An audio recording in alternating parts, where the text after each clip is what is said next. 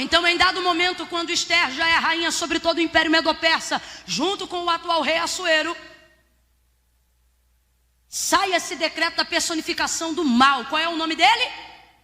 Quem lembra, gente? Eu falei aqui agora. Qual é o nome dele? Amã. Amã é a personificação do mal. E por que que ele incita contra os hebreus? Dentre outros motivos, o que mais o incomoda é esse aqui, ó. Mardoqueu já está na porta em processo de campanha, vamos dizer assim.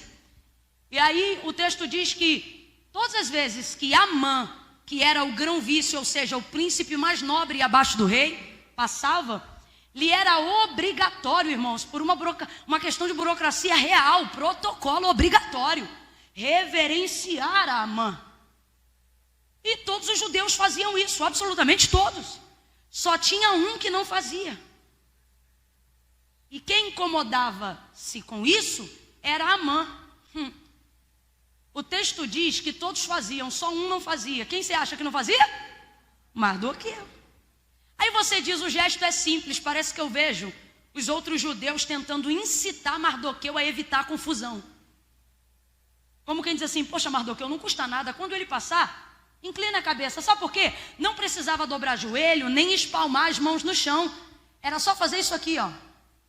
Um ato de reverência. Quando Amã passava, todo mundo, medo, persa, judeu, fazia isso. Mas o Mardoqueu,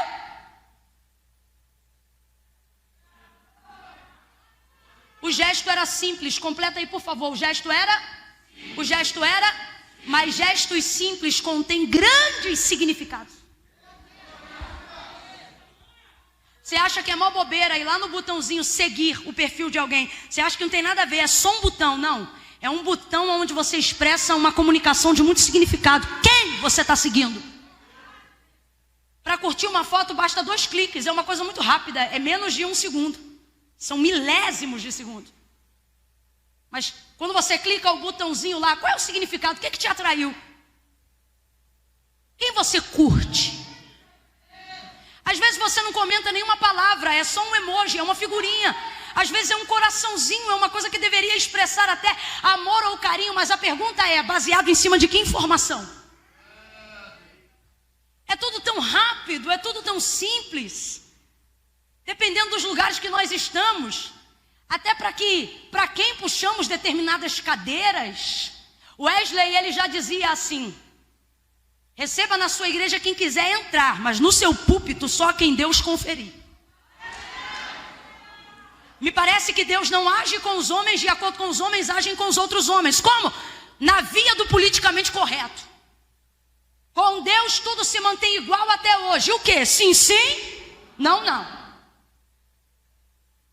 O gesto era simples e os judeus faziam. Sabe por quê? Porque eles queriam evitar confusão. Completa aí para mim, por favor. Evitar.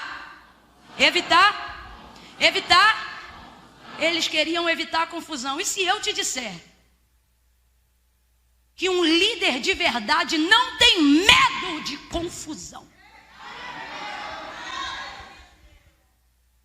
Não é que Mardoqueu quer incitar confusão. Porém, se tiver confusão para tentar provar o que é certo, então vai ter confusão. Eu só não vou deixar de fazer o que é.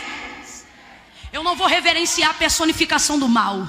Eu não vou trazer concordância para quem quer exterminar a minha geração. Eu não vou fingir que eu estou bem com gente que deseja meu mal todo dia. Eu não vou reverenciar a gana do diabo em querer me destruir. Camila, mas a Bíblia diz que a luta não é contra a carne nem contra o sangue. Por isso Mardoqueu nunca tentou contra a vida de Amã, mas em oração o resistia.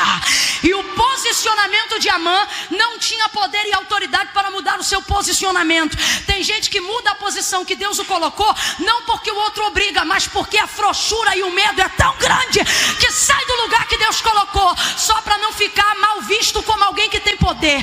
Pois Deus está nos dizendo hoje, guarda isso. Eu não estou ministrando isso à toa num dia de eleições, mas a palavra do Senhor, ela é fiel. Levantando-se contra ti o espírito do governador, sai correndo.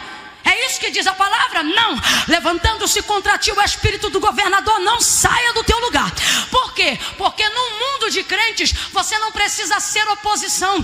Ninguém aqui precisa sair com pedra e porrete na rua para passar a visão do céu. Deus não está querendo isso de ninguém. Você não precisa maltratar, rechaçar, perseguir, rasurar. Pelo contrário, nenhuma dessas posições refletem a visão do cristianismo. E qual é a visão da reforma protestante? Qual é a visão do cristianismo? Qual é a visão do Cristo ressurreto que vai morar no céu? Resistir ao diabo e ele fugirá de vós.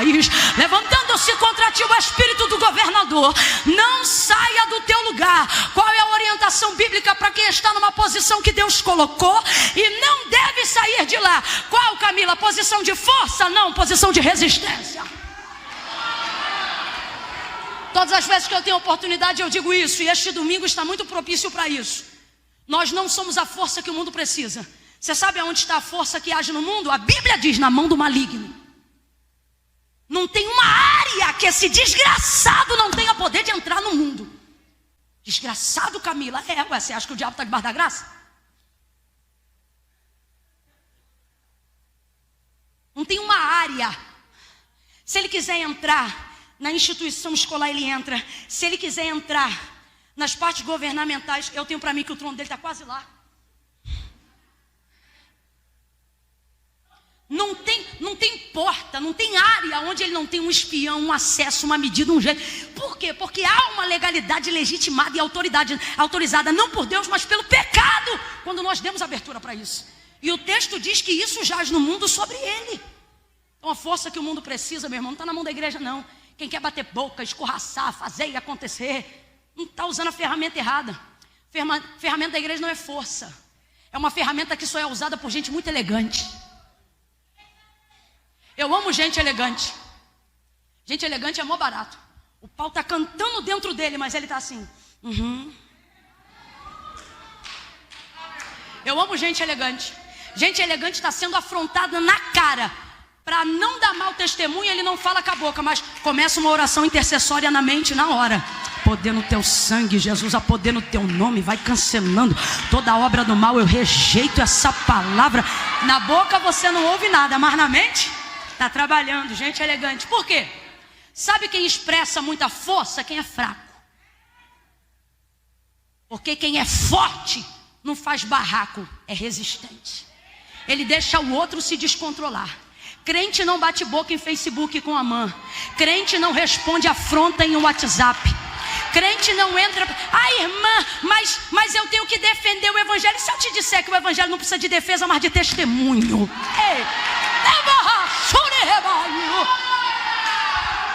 Testemunho. O que é testemunho? É falar além das palavras. E não é essa a proposta geral do livro de Esther?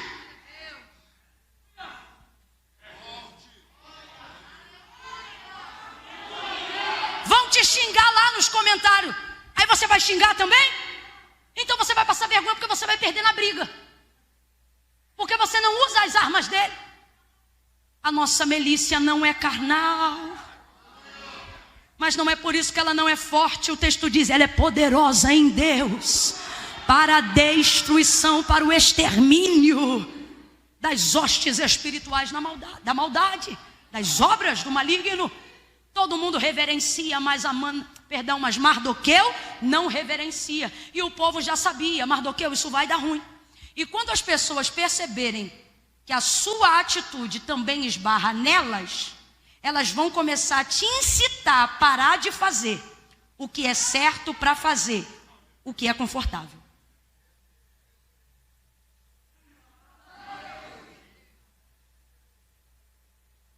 Toda vez, seja na tua escola, na tua faculdade, na tua classe, no seu trabalho, todas as vezes que as pessoas perceberem que a sua atitude certa vai trazer desconforto, elas vão te incitar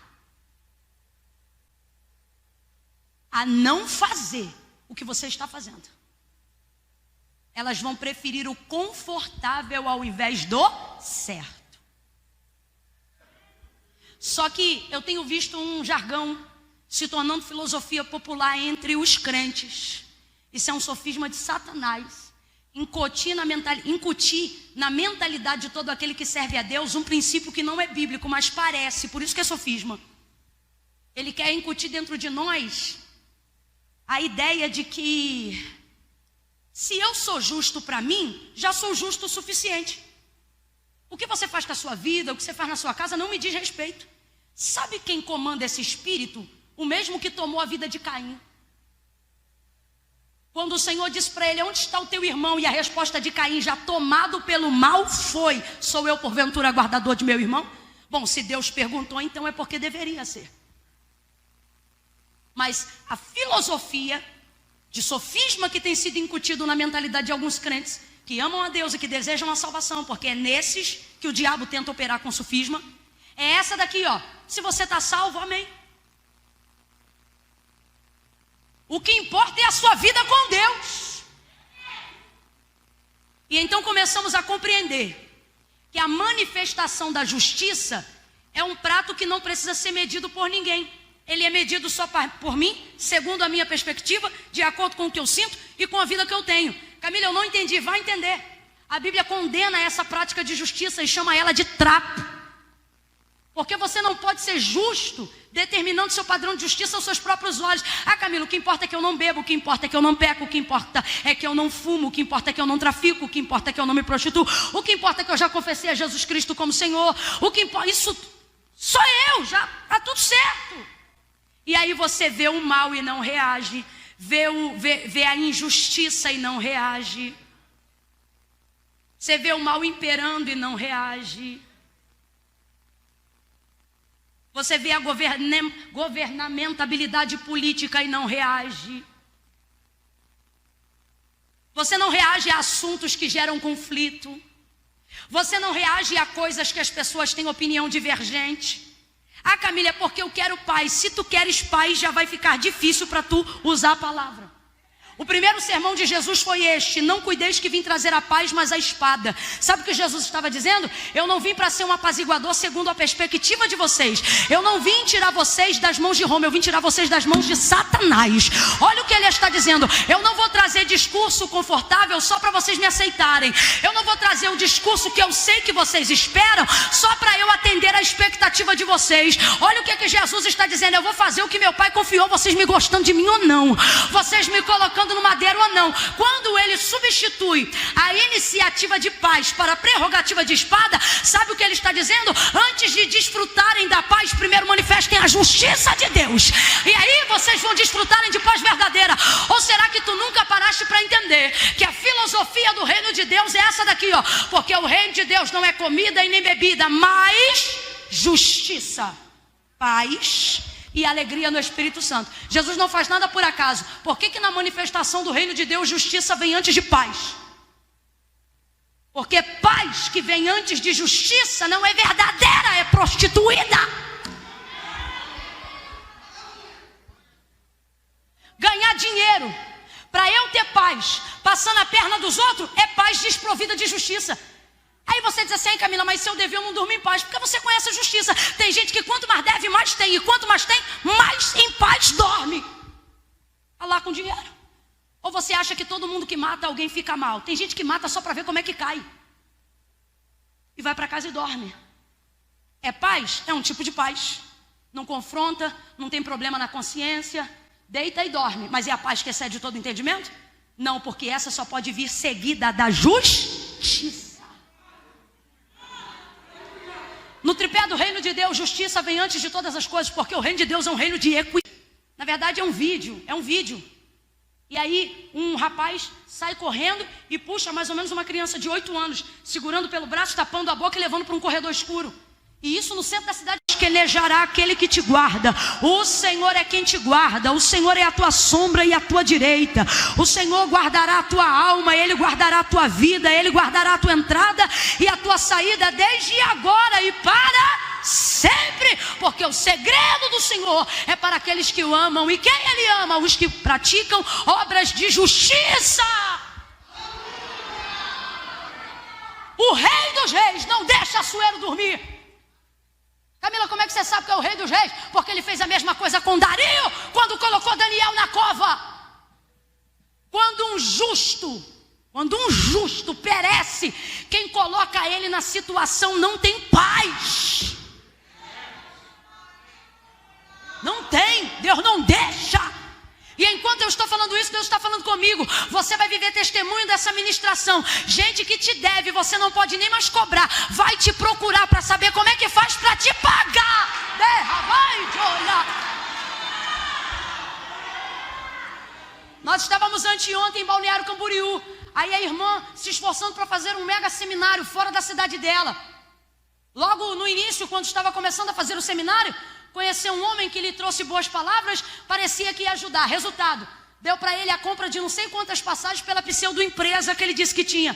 Gastou com ele 47 mil de um dinheiro suado e sofrido, de gente que está pagando preço para fazer congresso, obra de excelência, pagar avião, levar o povo, aquela coisa toda. 47 mil. Sumiu. Quando ela descobriu que ele era picareta, conseguiu o telefone dele, depois de muita insistência falou com ele. Ela não disse muita coisa não. Ela só disse assim do outro lado, depois de muito problema, depois de advocacia, depois de de um monte de coisa. Quando ela viu que só Deus podia entrar para resolver, ela liberou sobre ele uma palavra. Ela disse assim: olha, é a última vez que eu falo com você, você tem 24 horas. Por quê? Você vai fazer o que ela disse, porque nem na advogada e nem no boletim de ocorrência na polícia, até hoje, desde que você me deve, eu nunca dobrei o joelho por isso. Eu coloquei isso na mão dos homens, mas você escuta. Eu sirvo a esse Deus e não é de hoje não. Você tem 24 horas. Senão eu vou dobrar os meus joelhos. E eu estou te dizendo, Deus vai tocar naquilo que você mais ama. Aí ele ficou indignado do outro lado e falou assim: tu é pastora ou bruxa? Ela disse: entenda como quiser, e desligou. Minha mãe estava lá e ouviu. No outro dia de manhã, ou seja, menos de 18 horas. Deu nem 20, ela deu 24.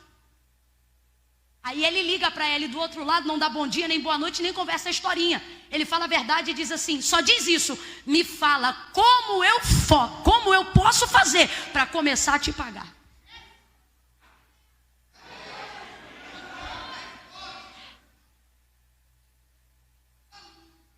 Tem gente aqui que está passando processo por praticar obras de justiça. Deus está dizendo: eu não sei qual é o rei da terra que tem poder para mudar o seu quadro, mas guarde essa palavra: o rei dos reis inclina o coração dos reis para onde ele quiser. Oh, levante a sua mão, Deus está mandando liberar uma palavra profética. 2020 ainda não acabou. 2020 ainda não acabou. Existem sentenças e decretos que Deus vai liberar pelo poder da sua vida santa. E tu saberás que o Deus que você escolheu servir é justo e fiel.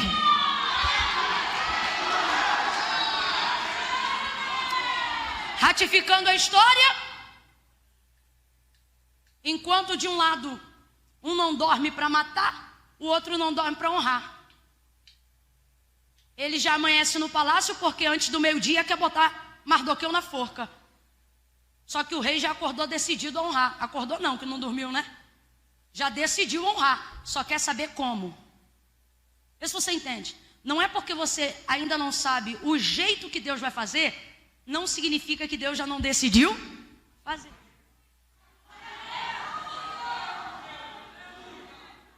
Aí a mãe chega cedinho, por quê? Porque dentro da burocracia da realeza funciona assim: se eu chego e anuncio a minha entrada, eu estou nas entrelinhas dizendo ao rei: rei, eu quero falar. Por isso a mãe chegou cedo, porque ele dependia da autorização do rei para enforcar Mardoqueu. E é por isso que eu te digo: não fique desesperado com as ameaças do adversário. Você sabe por que ele ameaça? Porque ele não pode fazer. Porque se ele pudesse, ele não ameaçava. Então, como ele quer falar, ele chega cedo para ele anunciar aos guardas: diga aí que a mãe está aqui. Só que o rei olhou pela janela antes dele chegar e perguntou para os soldados: quem está no pátio? E eles dizem: é Amã. Antes de Amã dizer eu quero entrar, o rei diz: manda chamar. E aí muda a burocracia real. Porque a burocracia real, segundo a história do Medo-Persa, é essa: se eu entro e anuncio a minha entrada, eu estou dizendo: rei, eu tenho uma petição, eu quero falar. Mas se o rei manda me chamar, quem é que quer falar? Então eu tenho que entrar como? Tem gente planejando para dizer um monte de coisa. Eu vou chegar, eu vou dizer, eu vou fazer. E fulano vai ver que é assim. Eu tenho dossiê, e eu tenho documento, e eu vou entrar, e eu vou falar quem é, e eu vou mostrar com quantos paus mais uma canoa. Foi ninguém que me contou, não. Eu já vi isso acontecer. Já vi gente chegar em gabinetes, em mesas, e dizer assim: é hoje que eu vou falar. E a pessoa chegar com a mente tomada da maledicência para querer falar do outro. E aí quando senta para falar já começa assim: pastor, o senhor conhece fulano? Aí o pastor já diz assim: conheço, uma bênção. Minha casa ama fulano. Fulano é isso, fulano é... Eu já vi. Fulano é isso, fulano é aquilo. Fulano é um filho. Aí a pessoa diz assim...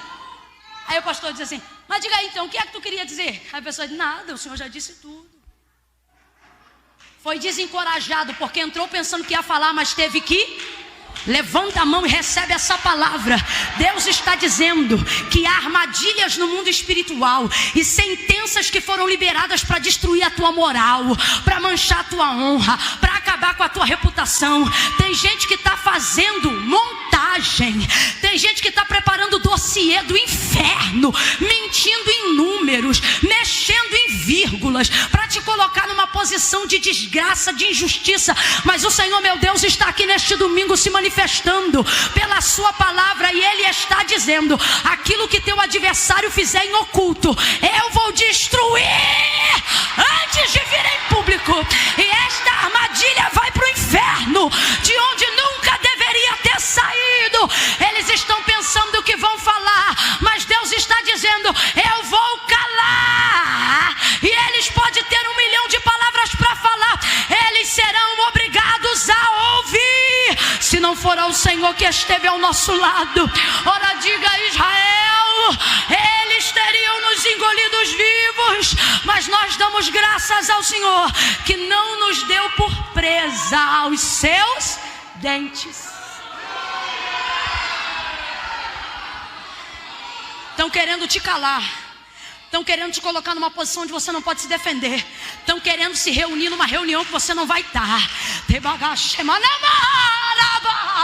Estão querendo especular uma estratégia para determinar coisas em uma área onde seu voto não entra, sua decisão não entra.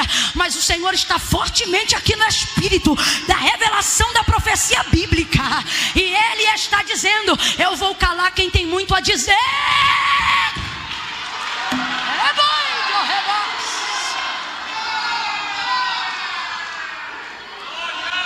Irmão, porque eu vou te falar um negócio, isso é sério.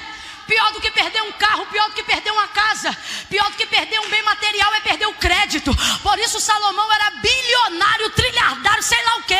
Mas ele disse: melhor é o bom nome do que as muitas riquezas, e melhor é ser amado do que o ouro e a prata. As pessoas não têm inveja do teu terno, nem da tua gravata. Elas não têm inveja da tua casa, não. Sabe o que elas não odeiam? Odeiam perceber que você é amado, que você tem crédito quando abre a boca. Elas querem acabar com isso, mas meu Deus vai destruir armadilhas do inferno.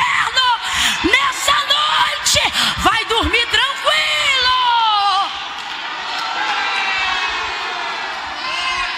porque o Deus que anda nas trevas como se fosse dia, porque nada é oculto diante dos olhos dele, vai passar em revista planos que alguém envolveu o teu nome. Levanta a mão, uma última profecia para este momento. Deus está dizendo: fique tranquilo, porque eu vou colocar um amigo teu no terreno do teu inimigo. Eu vou colocar um amigo meu no terreno do teu inimigo, e ele não vai te destruir. Ele vai ficar retido, ela vai ficar sem graça. Esse Amã vai ter que engolir o que queria falar.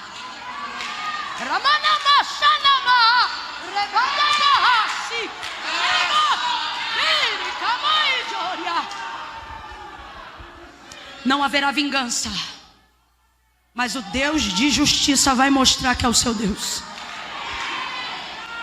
Quando ele pede a estratégia e o outro pensa que a estratégia ser honrado é para o próprio, aí o rei diz: vai lá e faz isso tudo com Mardoqueu. E você conhece a história. Mardoqueu foi honrado. Completa aí, por favor. Mardoqueu foi honrado. Mas quem tem propósito não se deslumbra com a honra.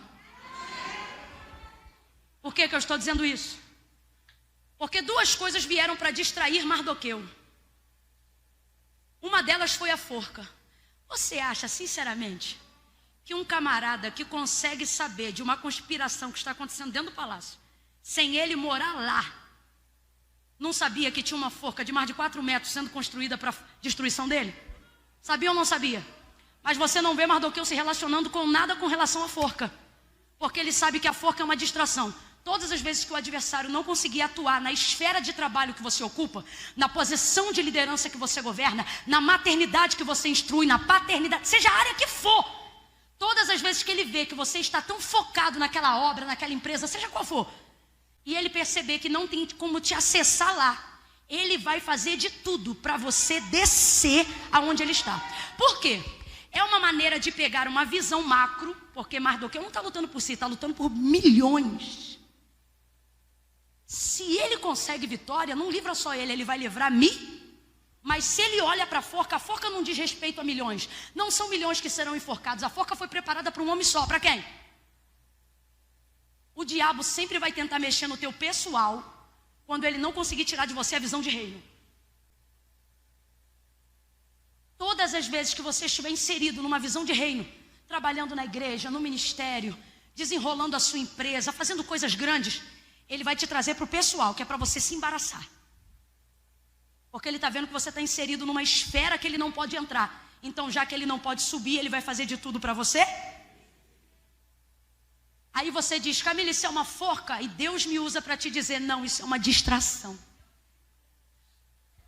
E sabe o que eu acho lindo? Mardoqueu não se distrai. Sabe por que não?